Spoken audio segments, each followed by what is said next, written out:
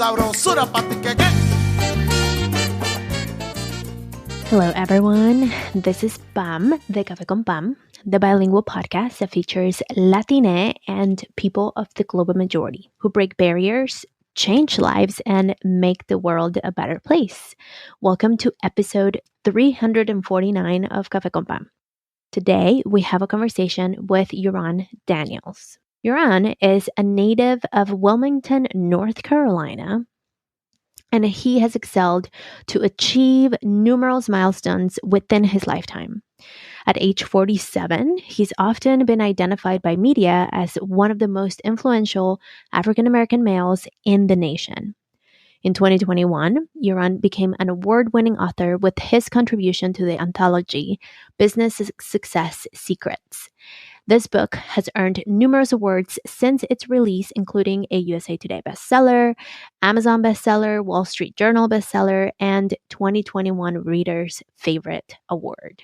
Often categorized as a young businessman, Euran has been a role model for business leaders throughout the world. At age 10, he started his own video production company, Reflections Video.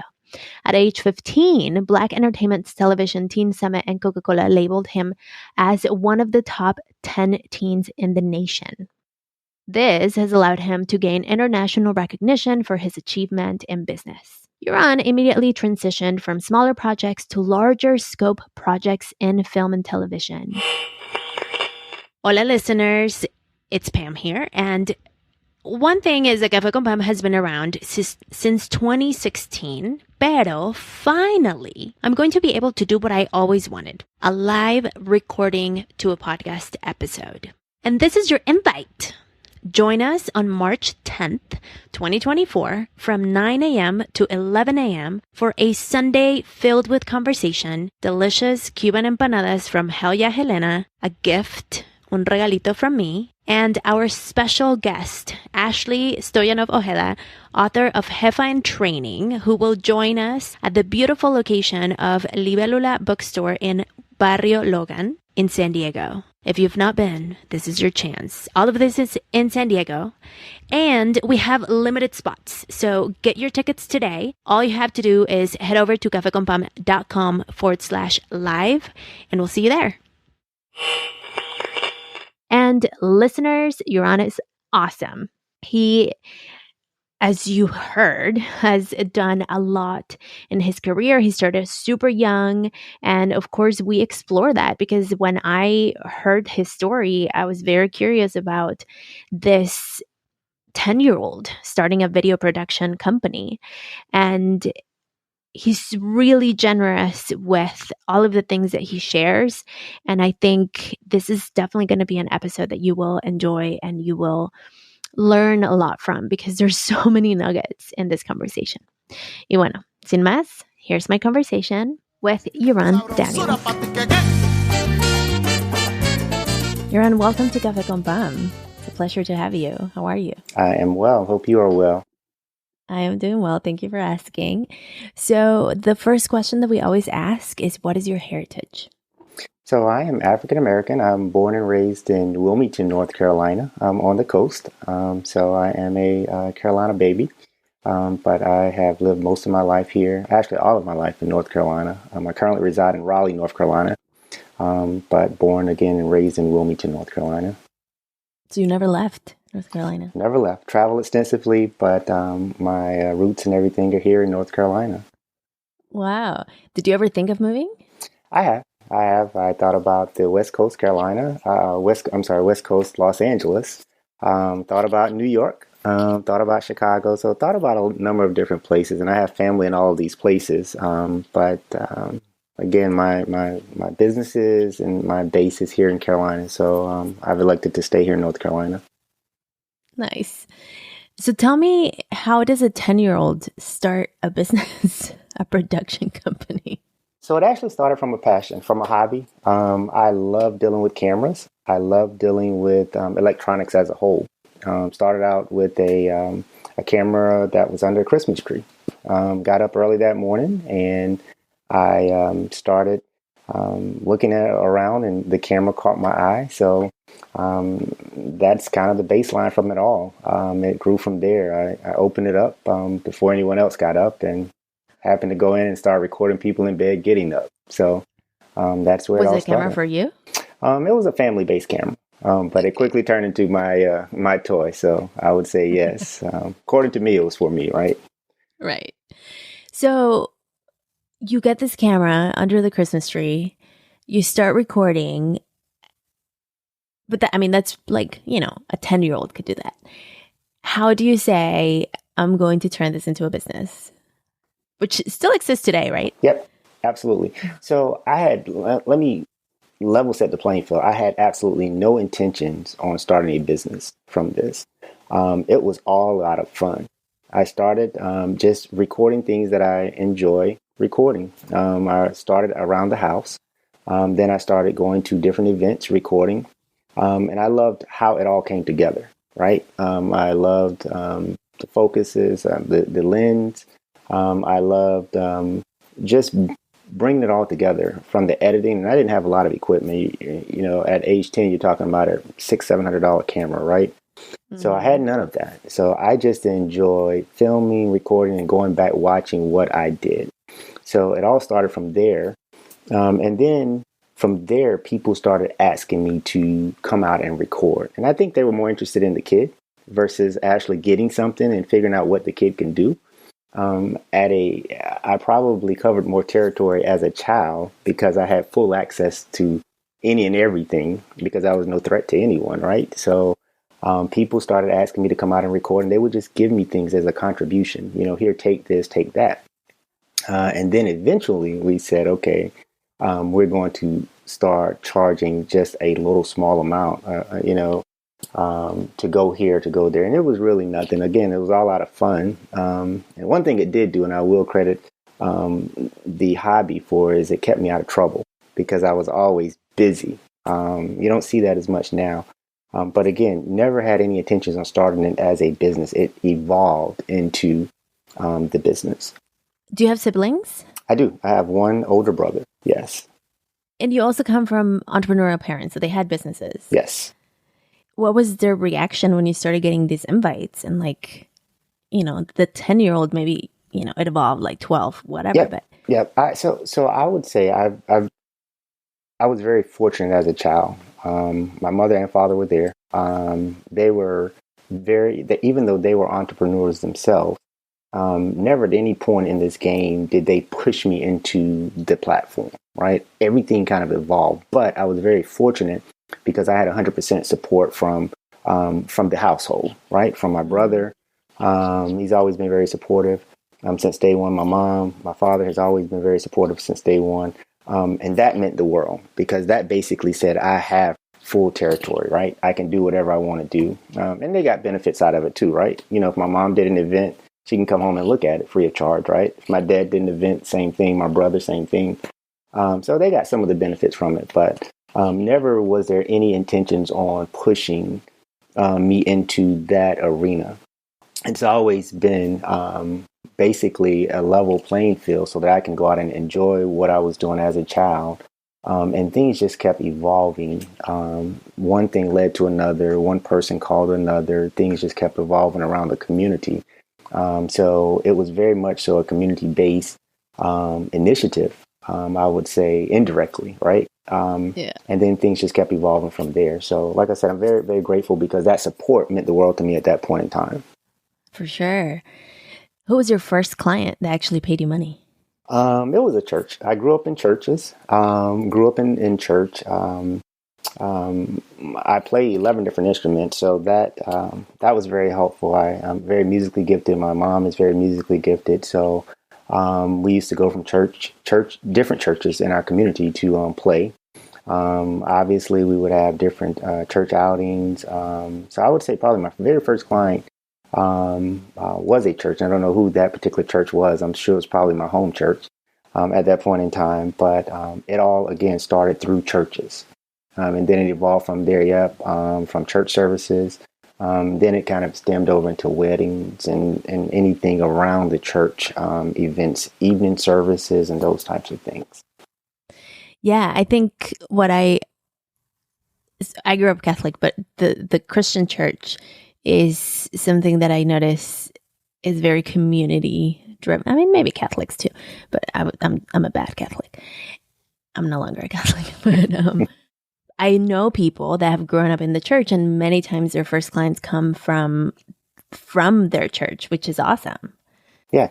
Now looking back, I was very fortunate because every aspect of my life was family oriented, right? My family, my household, my church family, my school family, my friends. So everything that I was in, looking back now on it, and I can tell the story, I grew up in a very supportive environment. And again, as a child, if I can talk to children today, I would say start what you want to do now. Even if you don't know that's what you want to do, start it now because you have full access to it, right? You're a threat to no one, and everyone wants to help when you're a child. So they'll give you what's in their pocket just because you're a child trying to do the right thing, right? So the family-oriented environments was definitely very, very beneficial. Like I said, church was very instrumental in that as well. Did you ever?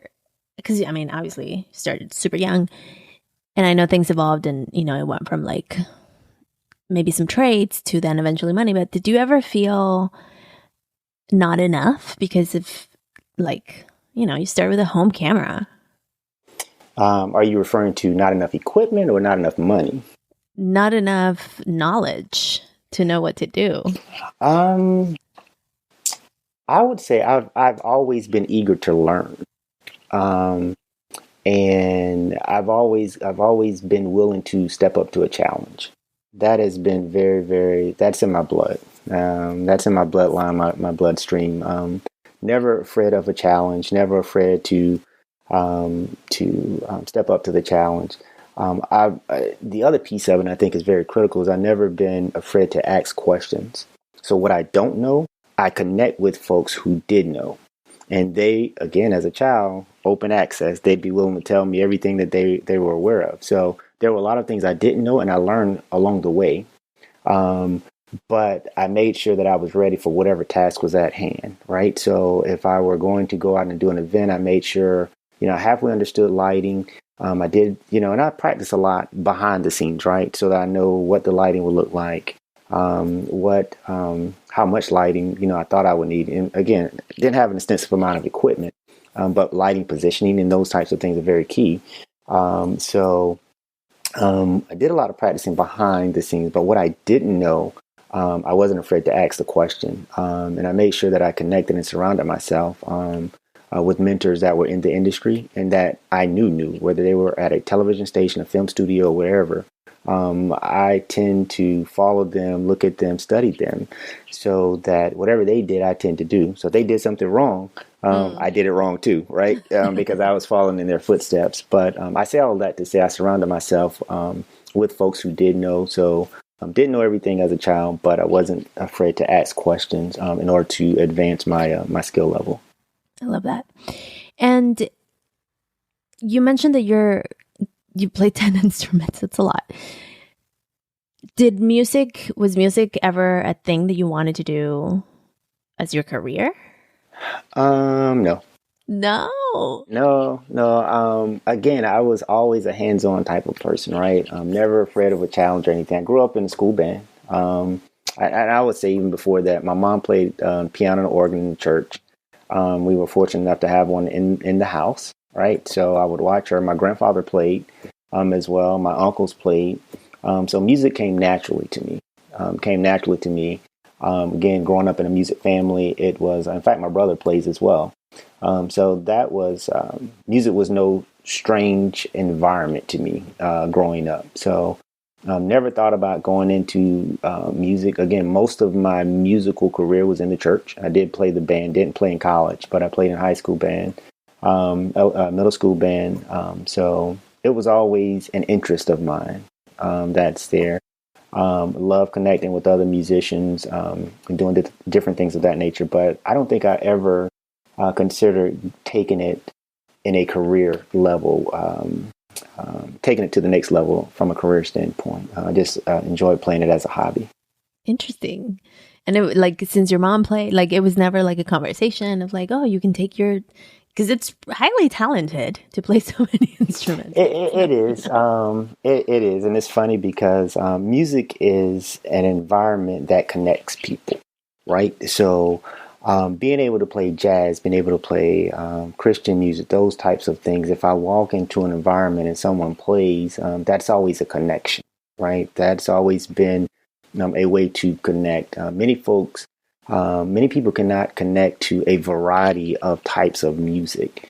And I never studied music again in college or anything like that. But for what I do know and what I did come up with, I was exposed to a variety of types of music. So that was very helpful. And then down the line, it all came together, right? Because now as we get more into the editing aspect of videography, right?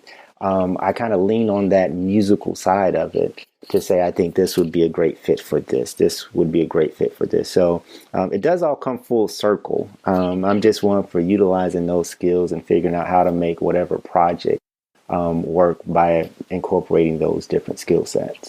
For sure. That was going to be my next question. How did music inform your work with video? Because it definitely does. It's connected. Yeah. I mean, with editing, again, 10, 11, 12 years old, didn't have much editing equipment. But as I started getting into that level of editing, it was unbelievable as a childhood looking back because I was able to get into television studios. Some of my mentors were actually, videographers within TV studios. And I just asked the question, can I come in and kind of hang out? And again, no threat at age 11, 12, 13. So come on in. But I was exposed to editing at that point. And then I understood music and I understood accents through music. I understood the different types of music, how to incorporate it to make the story tell itself more appealing, right? Make the story more appealing. So again, it all came together and all came full circle. And I think the aspect of music allowed me to better understand editing. When it came to putting things together and putting the story together. So that was very helpful, I think.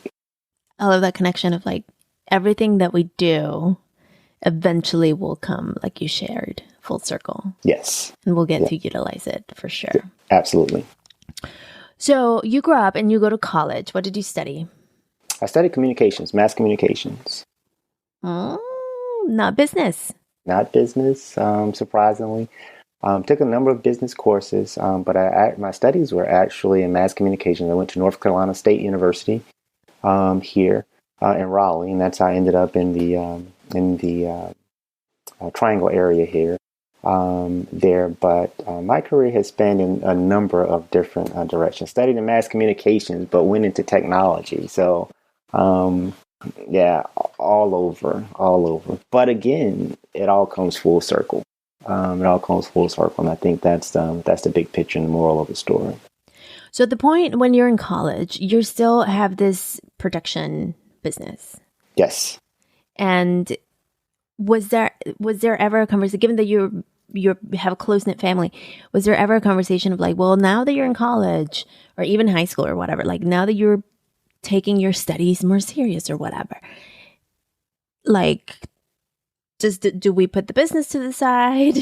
How do we handle that? One thing many people don't know, let me just kind of level set the playing field. Many people don't know that Wilmington, where I grew up at, is Little Hollywood. So there are a ton of movies that, come through the Wilmington area. So when I was 15, I actually broke into the movie industry. Again, I was young. Was able to get in there. Directors were able to say, hey, come on in, learn. They gave me that open platform. So I kind of branched off into movies. I did many things. Inkwell, which was probably my biggest motion picture that was there. But I was a part of Teenage Mutant Ninja Turtles. I was a part of some of the, very, very popular, blockbuster type of movies that came through Wilmington. I had an opportunity to be a part of those. So I kind of stemmed off into movies there. I've always had a desire to go into movies and to do television. That I have always had a desire to do. And that is still a huge passion. In fact, I'm working on several projects now that would probably take me into that arena very quickly. That has always been a goal of mine. So I did that, but I've always been one to play it safe. That's why I wanted to go to college. I think by the time I got to college, I probably had enough business to not go to college and continue what I was doing. But I elected to go to college because I felt it was the right thing to do.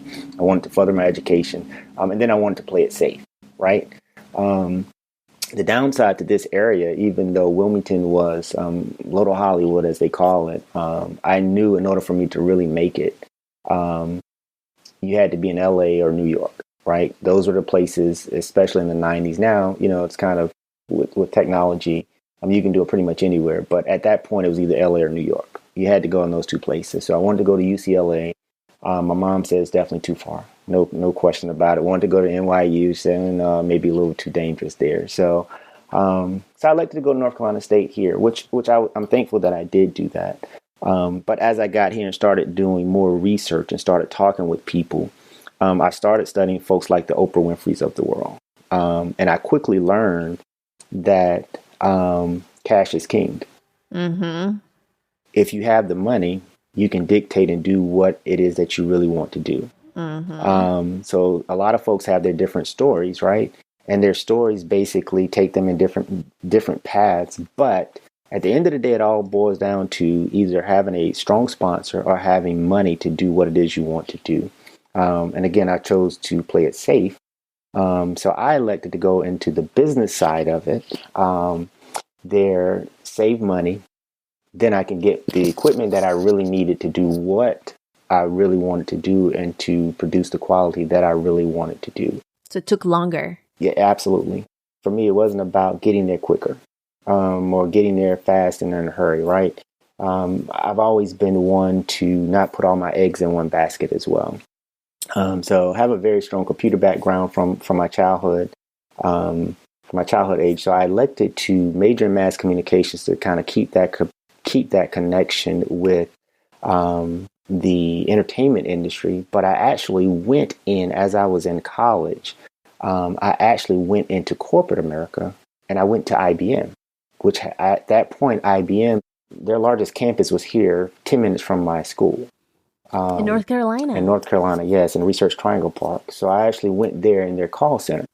And what that did, it afforded me, one, to make a ton of money, number one, while I was in school, allowed me to pay my way through school. It allowed me to get a lot of extensive background. But what it did, I think more importantly, is it put me in front of all of the latest technology. So I was able to have hands-on to all the latest technology, have access to all the key folks within IBM. So I actually I worked in corporate America for 13 years, 14 years, I think it was there. So my life as a child kind of went in different directions. Never, again, lost the initial path, right? But I've taken many turns that will allow me to have a skill set and to financially secure myself and my family so that whatever it is that I want to do, whenever I elect to do it, I'm able to do it. So that for me has been the most rewarding thing, that I can choose my path at this point in the game. I love that. I want to highlight the lessons that you gave us. One, study the people that have done it and kind of like trace their steps back. So that's what you did. Like, this is who I look up to. This is what they have done, is where I want to get to. How did they get there? The conclusion was money. And allowing your goal to take a pause without feeling like you didn't accomplish it or you're not following it. It's more like, I'm creating space so I can actually make it happen. You know, that's like... Yeah, absolutely. So I think for me, I've been able to advance so quickly in life. Number one, mentorship is huge. And I talk about that in one of the books that I did. Mentorship is huge for me because I've always been one for connecting with folks who have done what it is that I'm trying to do. And I say it all the time. Even whenever I go out and I do motivational speaking, those types of things, I say it all the time. Connect with a mentor because they've done what it is you're trying to do. They've been in it for 20 years. And our conversation can help save you 20 years of headache, right? They can tell you what worked, what didn't work. You can't learn those things in a book. You can't learn those things in school. Those are priceless, right? If you connect with many people who have done what it is you're trying to do, you'll start to see the circles, what really worked for multiple people, what didn't work for multiple people, so you know what not to do and what to do. And that has allowed me to advance very quickly in life in all of the different entities that I've been a part of. So I would encourage anyone definitely to connect with a mentor. That has been very helpful. I would also say I've always been taught that a delayed blessing is not a denied blessing, right? So it's perfectly okay if you have a goal to put it on hold for a few to live life, right? You don't have to lose your dream, even though it's not going to happen tomorrow, or even though it doesn't happen tomorrow. In fact, I found that me delaying many things has allowed it to come a lot easier. And the struggles have been a lot less because I did elect not to be selfish, but to set it aside, to do other things and to help other people. I help a tremendous amount of people along the way, and that's been most fulfilling for me. I'm able to help other people and along my journey as well. So that's been very, very instrumental as well. So yeah, a delayed blessing, in my opinion, is not. In fact, I have one of the goals now that one of the projects that I'm working on now is going to be a remake of what I did at age 15. So we're talking 30 years ago. I'm looking at taking it to a worldwide level. Can't really disclose it at this point, but taking it on a worldwide level now because I have the finances to do it. I have the equipment to do it. We're 100% 4K now. I have more connections now than I had when I was at a younger age. What I did then at age 15, now I'm ready to take it at the point now to at a worldwide level. So I'm very excited about that project that we'll be working on in the next probably year or so. That's so cool. And I think so to give some context, I always talk about inner child healing because I think especially people like me, children of immigrant parents, there's a lot of childhood experiences that, they're a little hard. And so going back to healing that part of ourselves is really powerful. And with the story of you sharing how you're going to go back to working on a project that you started at 15 years old, it really sounds like, it sounds like inner child work, but it's a reminder for us to not forget what we were excited about when we were younger. Absolutely. Yeah. Well, to your point of now having the wisdom, the resources, the connections, you can actually make it happen how you probably imagined it then, which is really powerful.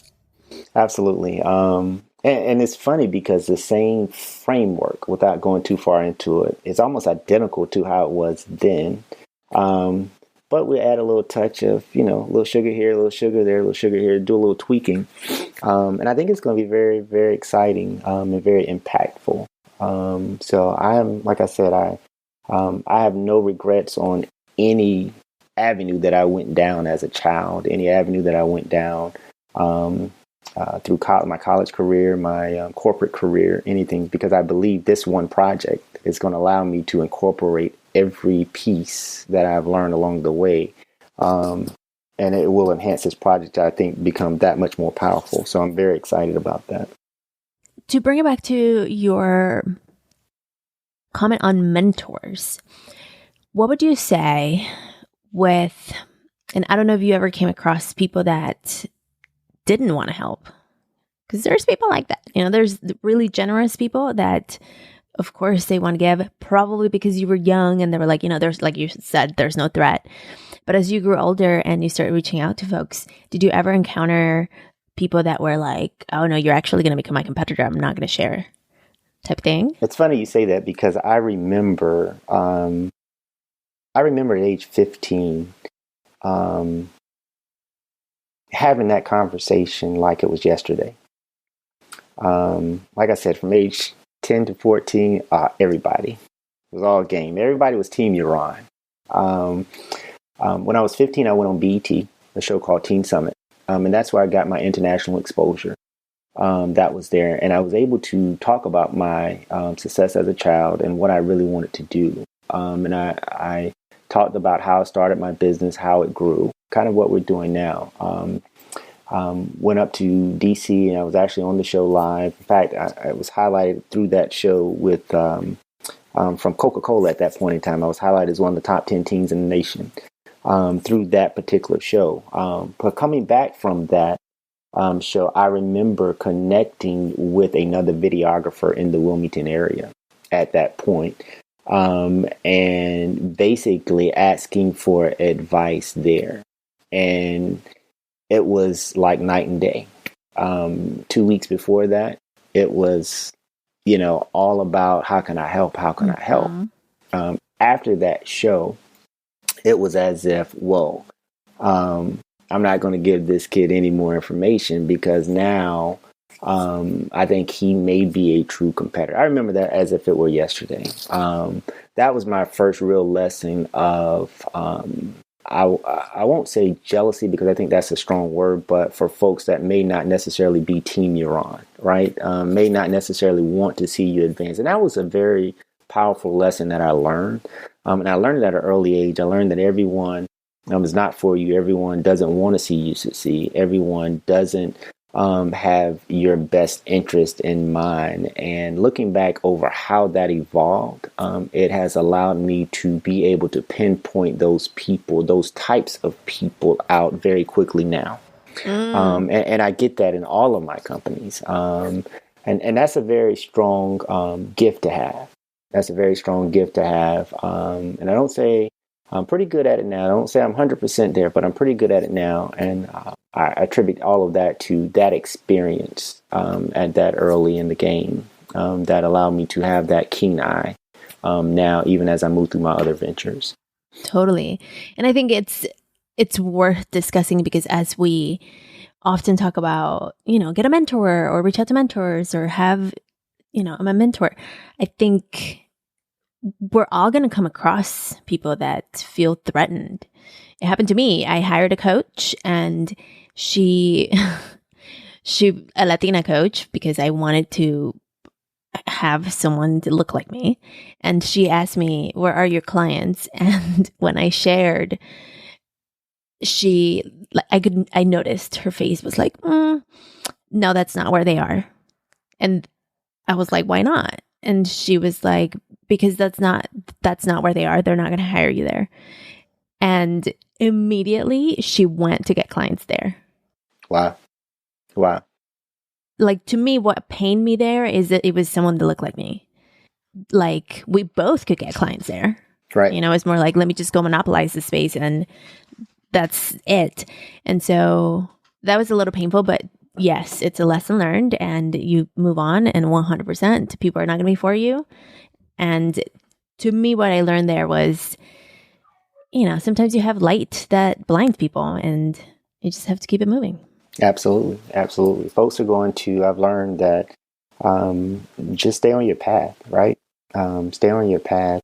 And as you encounter situations like that, I look at those types of situations are just distractions, right? And trying to deter you from your ultimate goal. So I just view them as distractions now. I will say, it's a funny thing that you say that because I'm actually working. I'm speaking in a few days on Saturday at an event, and one of the things I'm going to talk about is we're going into a season of collaboration. Yes. And there's enough work out there now for everybody, right? If you want to do your thing, it's enough work out there for everybody. But I feel that we're going into a season of collaboration. So now, even who historically have been a competitor, now business is becoming to the point now to where you have to collaborate with those folks in order to accomplish a larger mission. So I think we're going into a season, not just myself, but just business, the business world as a whole. When you look at Even the Super Bowl, right? You look at one of the largest Super Bowls, but it's a collaboration of artists, right?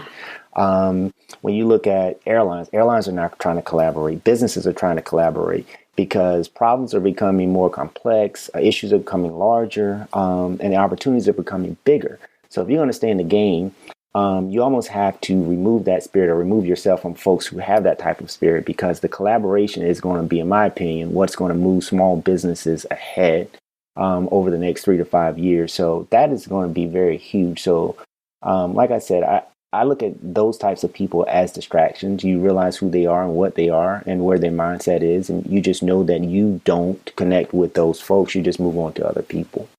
Totally. And I love that you say collaboration, because I have my background is in marketing, and somebody asked me the other day, where do you think marketing is going? And I was like, 100%. We are moving into the collaboration space. So find people that you can do things with, because it's the year of leveraging each other. Yep. And without seeing like the quote collaboration over competition. Absolutely. Okay, so let's take a quick coffee break, and then we'll come back to your story.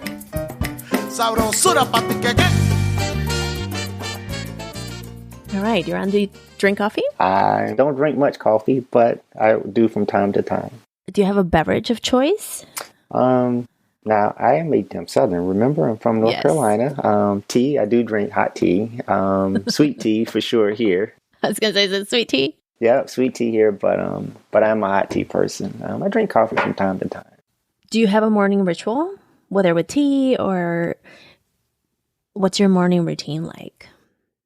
I would say I get up and hit the ground running, for lack of a better, to sum it all up. But I will say I'm an early person. Typically, I'm up at 5 in the morning, 4:30, 5 o'clock in the morning, and I typically start my day. I'm 3-4 hours in it before the business world starts, right? Mm-hmm. So I'm up. I typically try to eat breakfast because I'm always on the go. So I try to do that. I don't do as much exercising as I used to. Need to do more. As I get older, I know that's going to become a very critical point in myself. But that's pretty much it. I'm pretty laid back.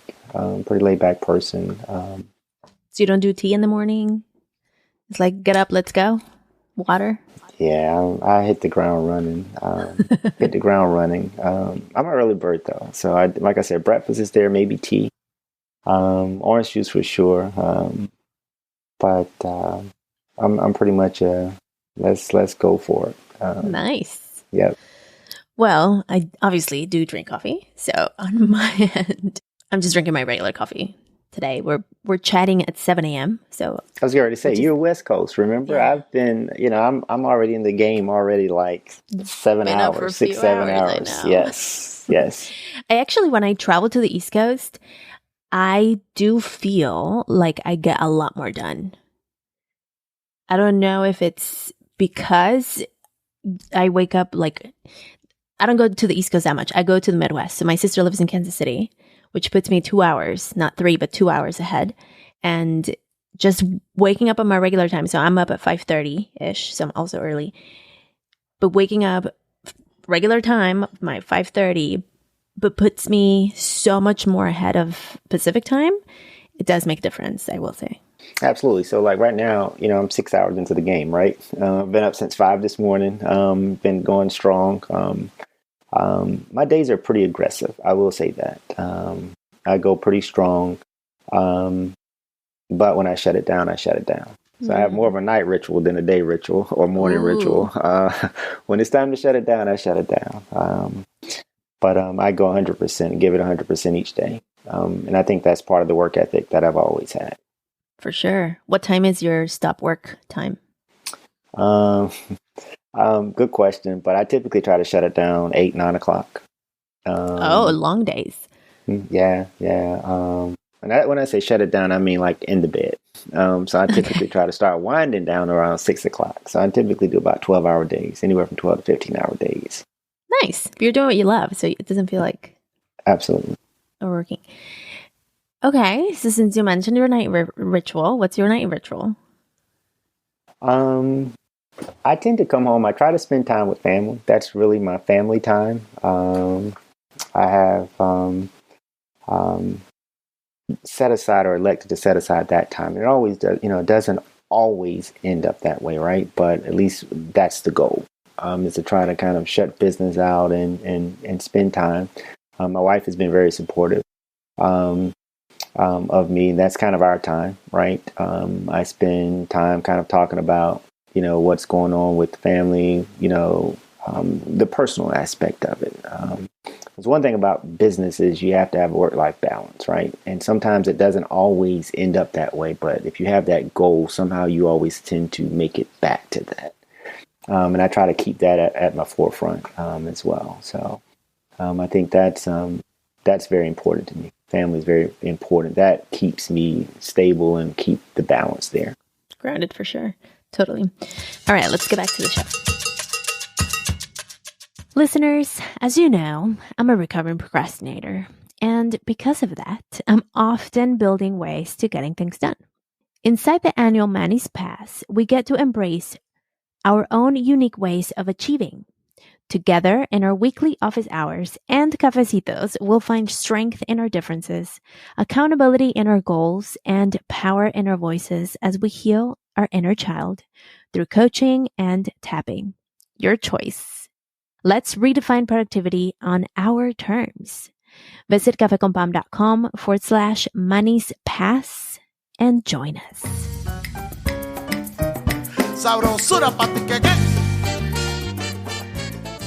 We're going to start fast forwarding because we have a few minutes left, but you also started working with your parents.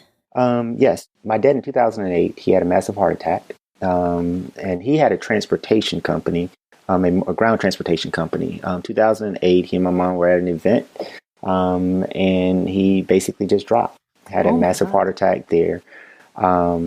So I was kind of forced to kind of step in and continue that operation, continue to run that operation, continue to support my mom. They're very heavily involved with real estate, which my mom has always been kind of at the forefront of that, and the development side of it. My father has had a transportation company for many years. When he passed abruptly, someone had to kind of step in and do that, and that's kind of what led me down the transportation aspect of it. So he passed from that heart attack? He did, yes. He had a massive heart attack, did not recover. So that was very, very unexpected. Wasn't sick or anything. That was unexpected. So again, life gives you turns, right? You have to take what card is dealt to you. It's not about it's, in my opinion, how you respond to it. And this was during my time at IBM. I was still at IBM. My brother was at IBM as well. So some very critical decisions had to be made very quickly. I tried to run the business kind of remotely and from there, but it's a very hands-on, intensive type of business. Mm-hmm. So from that standpoint, we made a decision that, hey, we need to go into the transportation aspect of it full time if we want to do that, or shut it down. And we didn't want to do that because it was a business that obviously he grew. It was very well established in the community, so we wanted to continue that. Right. So at that point, we kind of went into the transportation side of it, and that's what kind of steered me into that aspect of it. I was very fortunate because my dad and I were very close. Again, I kind of was under his wings, just, probably more so looking back at it now in the last 6 months to a year prior to his passing. What I didn't know at that point is basically God, I felt, was planning me for that moment. Oof. So when it did happen, I was not at a loss. I kind of already knew his thought process, knew kind of where his thinking were. So there's really nothing that can help make something like that happen, make it easier to deal with. But for lack of a better way to put it, it did help that transition because I wasn't completely in the blind. I was able to kind of pick up where he left off. Now my brother's actually in the transportation business with us as well. But that transition was very abrupt, like I said, and was not planned at all. Right. And this is also a financial crisis. Yes. It was a challenging point for us. I would say that was definitely a turning point for me. So again, we talked earlier about putting your goals aside, right, and dealing with what you have to deal with at that point in time. That's an excellent example of that in order to kind of keep things moving. And my mom is very into entrepreneurial as well, but I mean, the entities are so large, she could not do it all by herself. And that was something that we understood at that point. For sure. Wow. And so you start with both with two businesses. So you have the production company and the transportation at this point. Yes.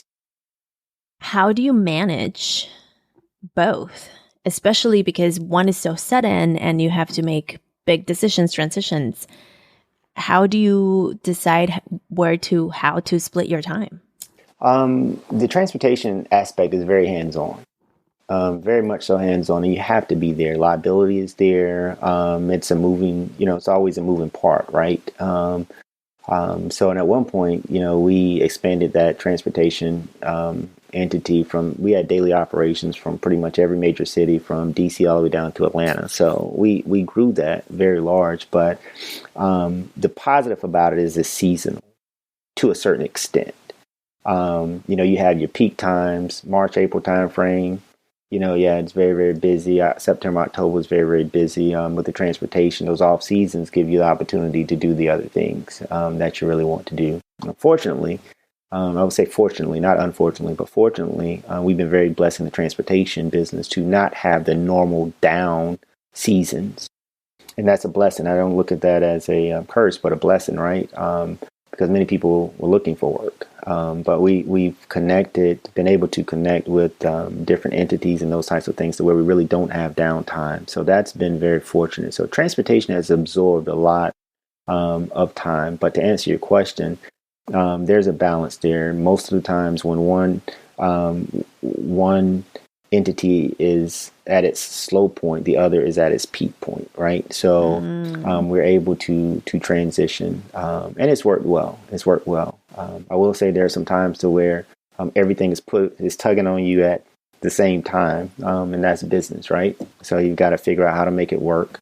It's definitely one where you have to prioritize. You have to understand what requires your attention at that very moment, and you have to basically do that. It's also about delegation. I learned very quickly the art of delegation. But there are simply some things to where you have to have hands on. Some of the projects with transportation, I feel that I have to be there. I have to do.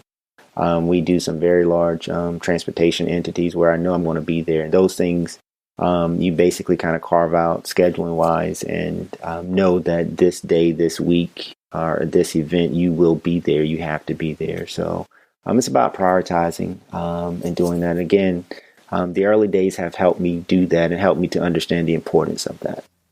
For sure. So tell us what you do now. What I do now, honestly, I'm at the point now. I've always had a goal of work now and enjoy life later, or enjoy life now and work later, right? I elected to do the first. So at this point, I still have the transportation company. I still have my production company. I have a consulting company as well. I'm at the point in my life where I can choose to do or get involved with what I want to get involved with. I'm also at the point now in life to where I want to help others. I want to be able to step back into the community. I've always been a giver, someone to help. And I'm not one for looking for a lot of publicity. I help entities every day, through philanthropy or through just sharing wisdom, public speaking, those types of things. I'm at the point in my life now to where I can do that, and I'm able to do that. So I still am involved with everything. I'm on a number of boards where I can give back. I'm very well involved. I have an endowment at the University in Wilmington, so I give a lot for scholarships. So I'm able to do those types of things. I speak to business schools. I speak to sharing my experience. I go around and doing that a lot to basically help someone who may be trying to get to or do what it is that I've already done, right? So it's about giving back. And that's kind of where I am now. enjoying my life, watching my kids grow now, kind of helping them find their way through life, enjoying marriage. So I'm basically enjoying myself right now. Like I said, I'm still involved in all of the businesses as well, but looking forward to seeing what the next chapter would bring. Like I said, I don't see myself in any way, shape, or form retiring. Because I'm always one to be active. I will always be active in something, as my mom is right now. She's very much so involved, and as I mentioned, it's in the blood. So I will always be involved in some projects in one way, shape, or form. But I am looking forward to the collaboration, doing larger things, collaborating with many folks, and ultimately, I think I will go back and get into the entertainment business. A little more than I am right now. So I think that's the direction that I'm definitely heading towards. That's awesome. Tell us all the places and spaces where we can find you. You can go to my website, which is EuranDaniels.com. And if you're interested in what I've done in the past, that's definitely the spot for it there. I'm also on Facebook, Instagram, LinkedIn, pretty much all the socials, right? I'm there. Like I said, I'm very low key. So I'm starting to come out in the spotlight more now.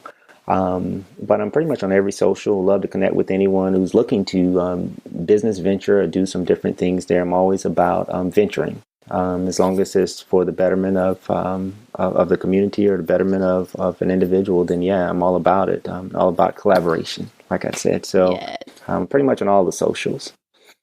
Awesome. So the last few questions, do you have a remedy that you want to share with us? I would say, I live on many things, right? Why pay the price when the best things in life are free, right? And that's kind of the motto that I went through as a child. I also live upon, I'm quoted a lot in saying, if better is possible, then good is not enough. Which means you can always continue to work hard at what you're doing because there's always room for improvement. That's there. I think those are really, really the two things. And from a business aspect, I would say I've really been focused on putting the right people in the right job at the right time. And I think that's very critical from the business aspect. And I think all three of those remedies have been what has carried me through the different aspects of it. Continue to work hard, continue to improve. There's always room for learning. And basically continue to do your best with whatever it is that you're trying to do. For sure. That was actually a question that I wanted to ask you is how do you decide who to hire first? I think passion is very key. If an individual is passionate about it or passionate about whatever it is they're going after, that's very key, especially when you're in intensive industries or markets like transportation, right? You have to want to be there. It's not just a 9 to 5 to get a paycheck. And the mindset now for individuals are a little different than they were 10, 15 years ago now. So we're dealing with a different mindset now. But right now my focus is I would rather leave a position vacant than having the wrong person in that position. And many people will argue me with that, but I find myself and have done that in the past. And I've learned from it, right? But it's very key, I think, in having the right person in the right seat at the right time, because they can do more harm to you if they're not the right person in that slot. And you find yourself going back doing a lot of cleanup for wrongdoing and those types of things for whatever reason or another. So I think that's very, very key. Okay. Well, thank you so much for coming to Café con Pam. This was super fun. You left us with so many nuggets that we can take on for life. We appreciate you and your work. Thank you so much for coming. Listen, thank you for having me, and anything we can do to support you, I would be more than happy to do that. But thank you for having me on. Thank you.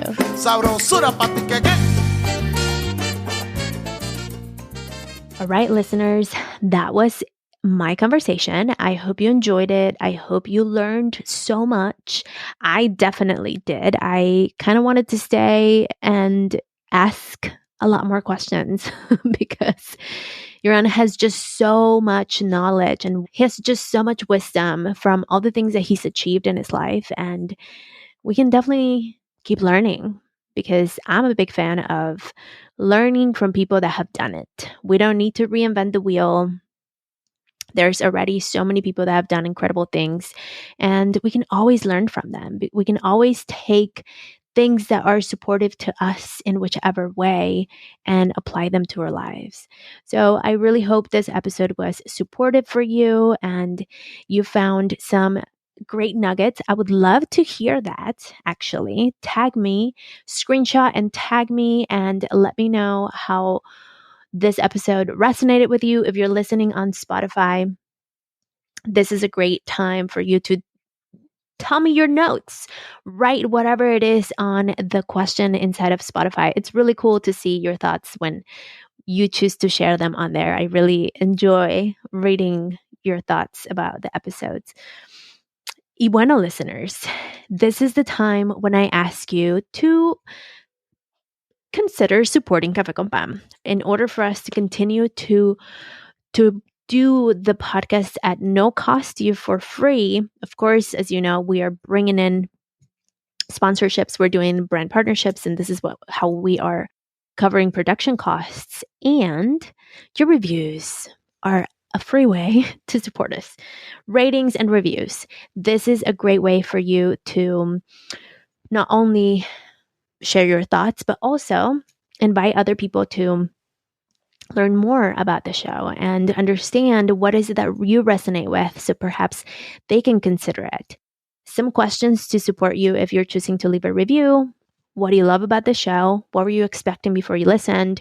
And how would you describe the show to your best friend? Those are some questions that you may consider if you feel kind of like stuck and you're like, okay, fine, I'll leave a review, Pam.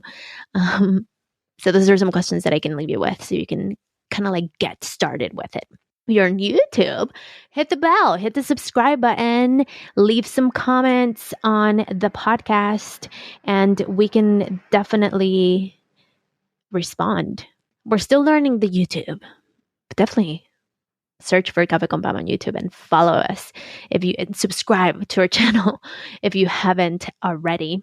And listeners, let's stay connected. I would love to stay connected with you on the socials at Café con Pam Podcast on Instagram and Facebook. Check out our website. We have a lot of information on cafeconpam.com.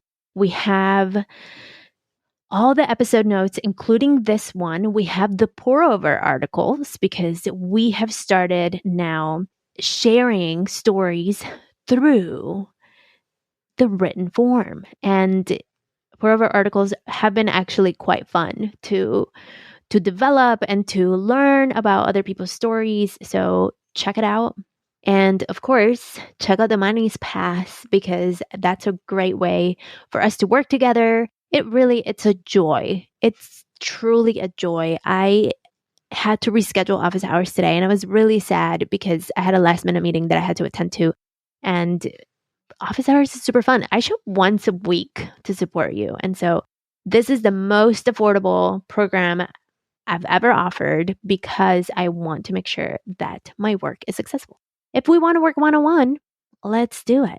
But the Money's Pass truly is a joy to create, a joy to show up for you, a joy to support you and co-create this space together. Check it out, cafeconpam.com/Money's Pass. And thank you, listeners, so much for being here today. Can you believe 349 episodes? Holy smokes. Bueno, thank you so much for being here today. We'll be in touch. Como siempre, stay shining. Sabrosura,